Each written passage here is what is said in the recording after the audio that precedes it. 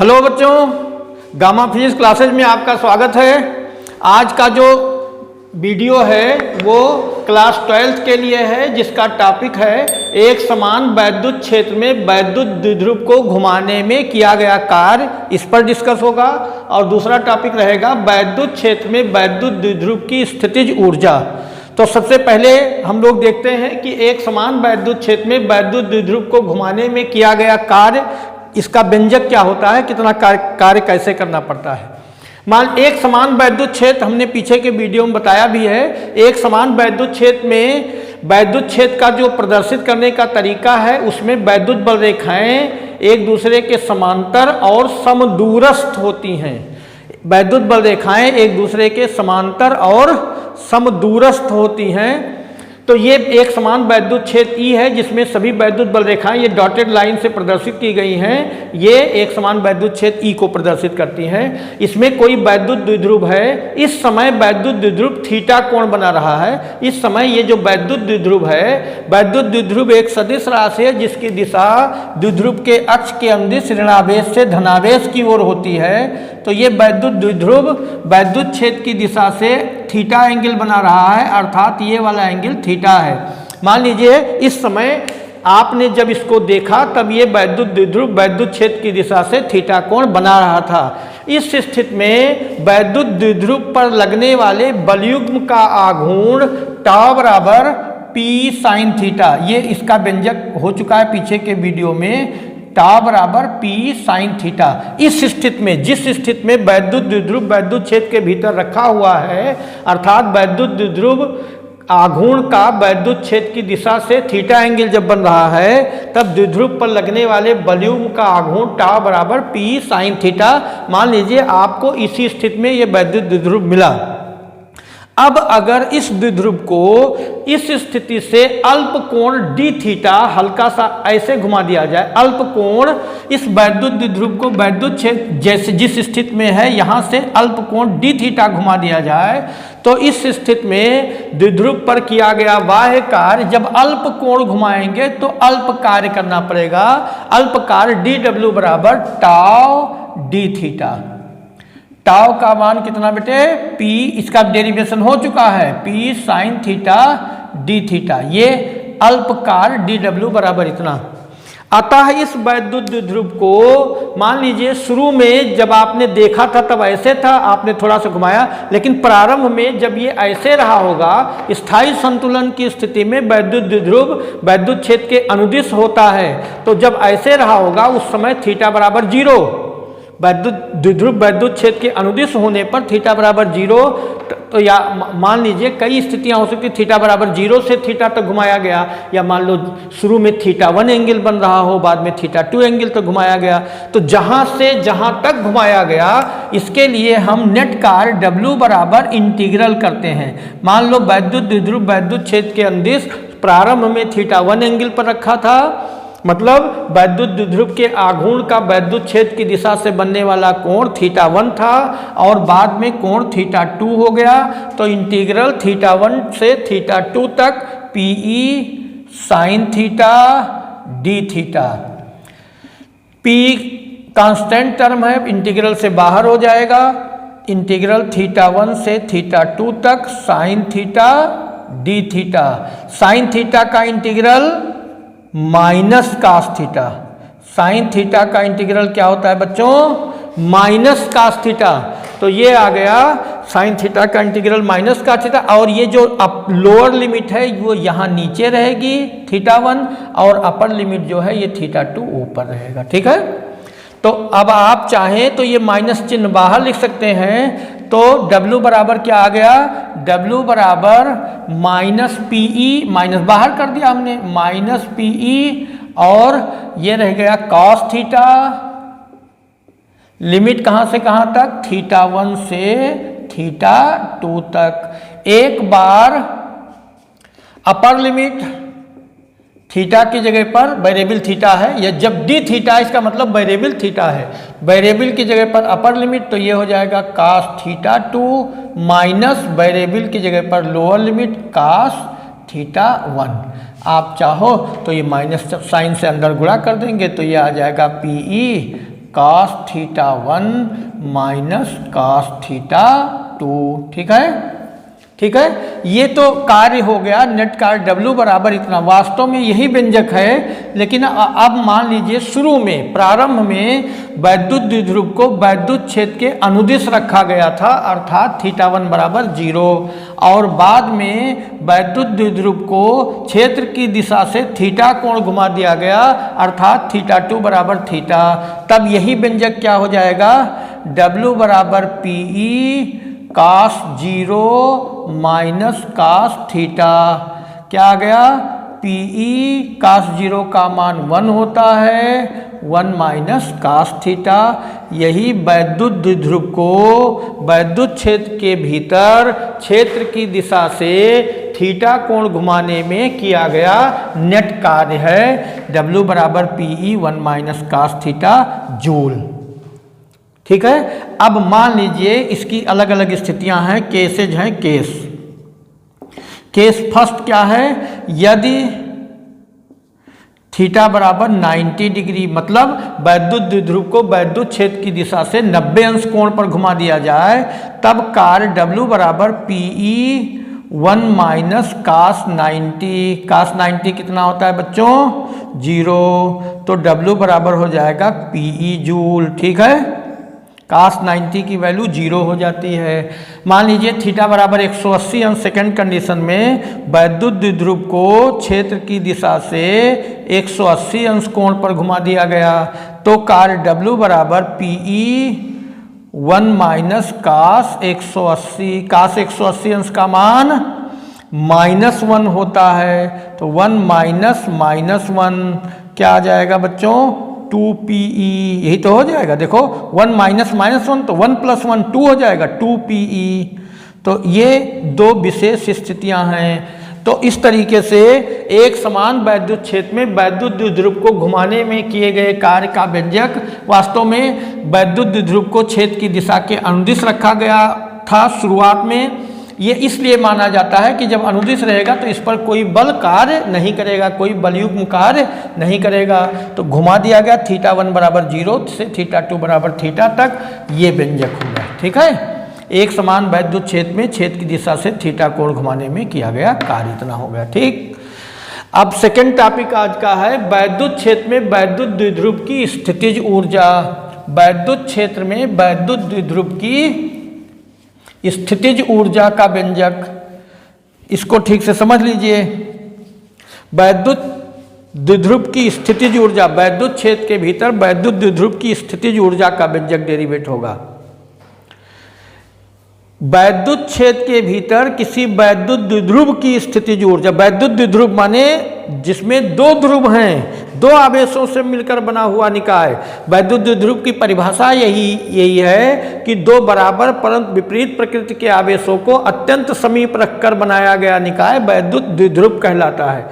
ये -q charge है, ये +q चार्ज है, और इनके बीच की दूरी 2l है, बीच की दूरी 2l, तो ये वैद्युत द्विध्रुव बन गया। वैद्युत द्विध्रुव का आघूर्ण एक सदिश राशि है जिसकी दिशा द्विध्रुव के अक्ष के अनुदिश ऋणावेश से धनावेश की ओर होती है, इधर से इधर की ओर होगी।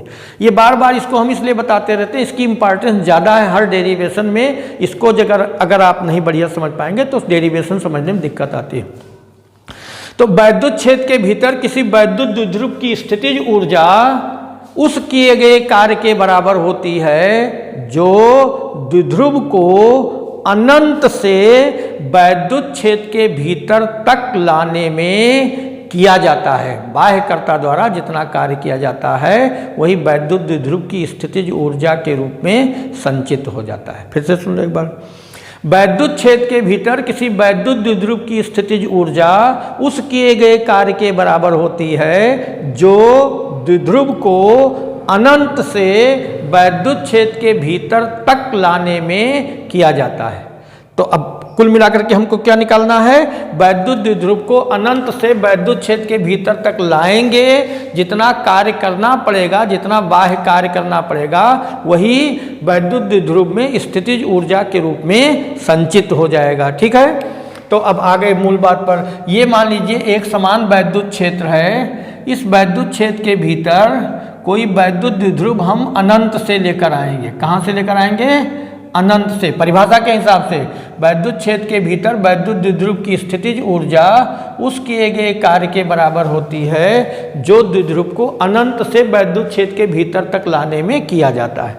तो ये पूरा इतना जो क्षेत्र है ये वैद्युत क्षेत्र है। इसमें वैद्युत क्षेत्र की दिशा इधर की ओर प्रदर्शित है, इंडिकेटेड है। ठीक है।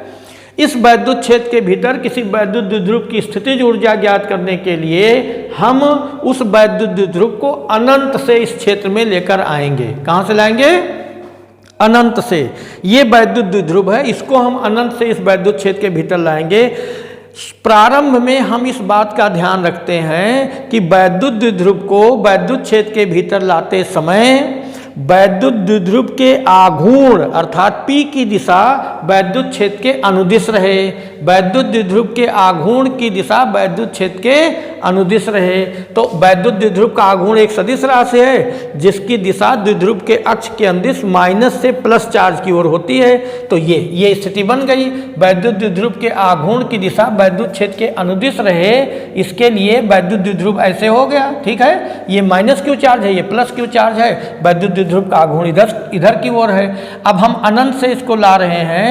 वैद्युत क्षेत्र के बाहर जब ये द्विध्रुव है तो किसी आवेश पर कोई बल नहीं लग रहा है, अर्थात कोई बाह्य कार्य नहीं किया जा रहा है। लेकिन ऐसे अनंत से लाते लाते लाते लाते लाते लाते जैसे ही वैद्युत क्षेत्र के भीतर पहुंचे तो कौन सा आवेश वैद्युत क्षेत्र के भीतर आ गया? माइनस क्यू आवेश वैद्युत क्षेत्र के भीतर पहले आया। जब माइनस क्यू आवेश वैद्युत क्षेत्र के भीतर पहले पहुंच गया तो इस पर वैद्युत बल लगेगा वैद्युत क्षेत्र के अपोजिट डायरेक्शन में, अर्थात इधर की ओर। इस माइनस क्यू आवेश पर वैद्युत बल लगेगा QE, F बराबर QE होता है QE, लेकिन दिशा क्या होगी? वैद्युत क्षेत्र के अपोजिट इधर की ओर। अब आगे बढ़ा रहे हैं वैद्युत द्विध्रुव को। अब प्लस क्यू आवेश वैद्युत क्षेत्र के भीतर ठीक उसी बिंदु पर आ गया जहां से माइनस क्यू पास हुआ है, गुजरा है। ये प्लस क्यू आवेश उसी बिंदु पर पहुंच गया जहां से माइनस क्यू जा चुका है।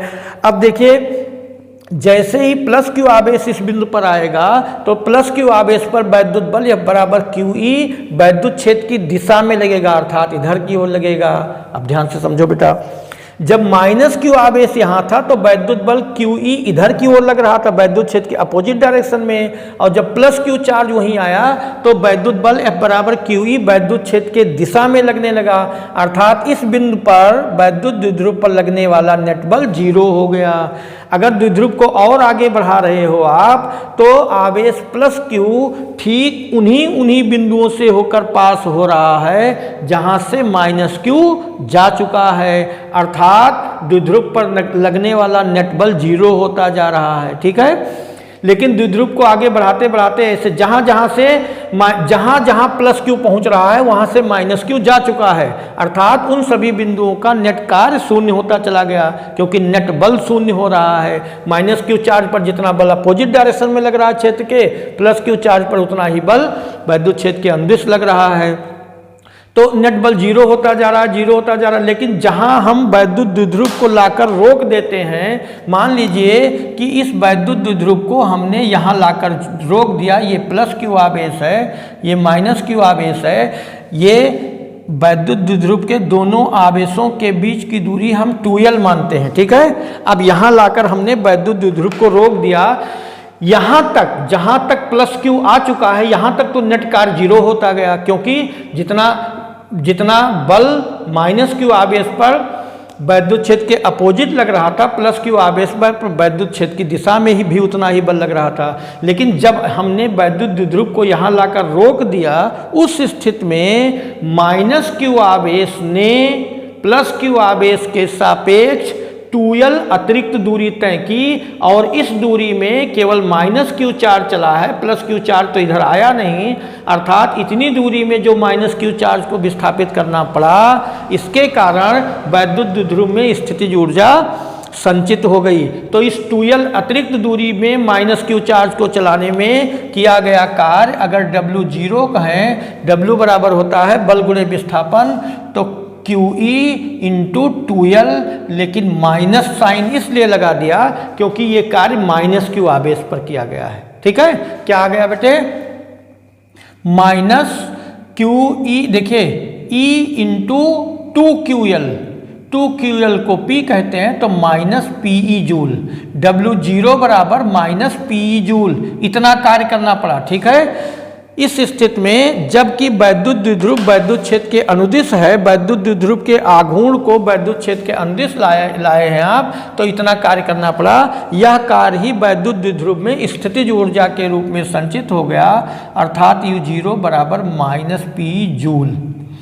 लेकिन यहाँ पर तो आपने थोड़ा अपने आप सावधानी बरत ली और कहा कि वैद्युत द्विध्रुव को बाह्य वैद्युत क्षेत्र के अंदर से इस प्रकार लाया गया है कि वैद्युत द्विध्रुव के आघूर्ण की दिशा वैद्युत क्षेत्र के अनुदिश रहे। ये कोई जरूरी नहीं है कि ऐसे ही लाया जाए। तो अब हम क्या कर रहे हैं, वैद्युत द्विध्रुव को क्षेत्र के भीतर ले आए, लेकिन अब यहाँ हमने इसको द्विध्रुव को क्षेत्र की दिशा से थीटा कोण अब घुमा दिया।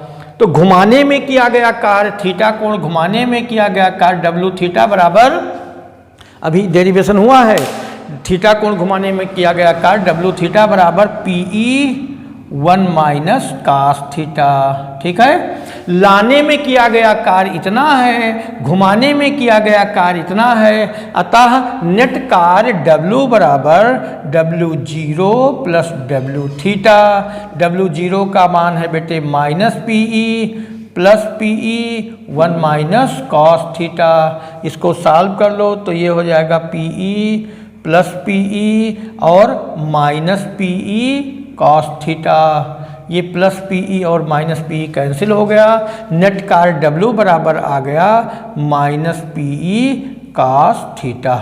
यह कार्य ही द्विध्रुव में वैद्युत स्थितिज ऊर्जा के रूप में संचित हो जाता है, अर्थात द्विध्रुव की वैद्युत स्थितिज ऊर्जा U बराबर, U का हो या U थीटा सफिक्स भी लगा देते हैं, कोई जरूरी नहीं, U बराबर माइनस PE कास थीटा। यही वैद्युत द्विध्रुव को वैद्युत क्षेत्र के भीतर लाने पर स्थितिज ऊर्जा के रूप में इतना संचित हो गया। ठीक है, अब इसमें भी स्थितियां हैं। पहली स्थिति यह है कि यदि थीटा बराबर 90 डिग्री हो, 90 डिग्री तो कास 90 जीरो, वैद्युत द्विध्रुव में संचित स्थितिज ऊर्जा का मान कास 90 हो जाएगा, कास 90 जीरो होता है, संचित स्थितिज ऊर्जा जीरो। अगर थीटा बराबर 180 हो जाए, सेकंड पॉइंट, थीटा बराबर 180 अंश हो जाए तो हाँ U 180 बराबर कितना हो जाएगा बच्चों, काश 180 अंश का मान -1 होता है तो प्लस P हो जाएगा। ठीक है, तो U0 तो यहाँ हो चुका, U0 बराबर माइनस P। जब वैद्युत द्विध्रुव वैद्युत क्षेत्र के अनुदिश है तो स्थितिज ऊर्जा का मान माइनस P। U 180 माने वैद्युत द्विध्रुव का आघूर्ण वैद्युत क्षेत्र के अपोजिट है, मतलब ऐसी स्थिति में है तो प्लस P, और परपेंडिकुलर है तो स्थितिज ऊर्जा का मान 0 होगा। तो आज का टॉपिक इतना ही रहेगा। इसको पढ़िए, नोट्स बनाइए, चैनल सब्सक्राइब करिए, अच्छा लगे सब्सक्राइब करिए, शेयर करिए और कमेंट करिए, कुछ भी चैलेंज आए कमेंट करिए। बस, धन्यवाद।